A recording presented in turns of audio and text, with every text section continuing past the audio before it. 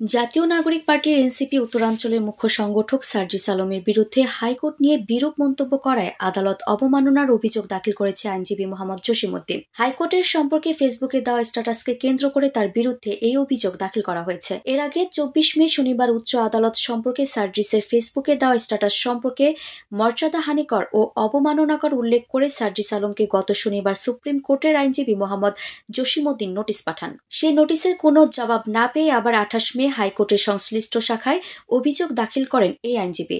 নোটিশে সুপ্রিম কোর্টের রেজিস্ট্রার জেনারেলের মাধ্যমে প্রধান বিচারপতির কাছে নিঃশর্ত ক্ষমা প্রার্থনা করে সার্জিস আলমকে এই স্ট্যাটাসের বিষয়ে লিখিত ব্যাখ্যা দিতে অনুরোধ করা হয়।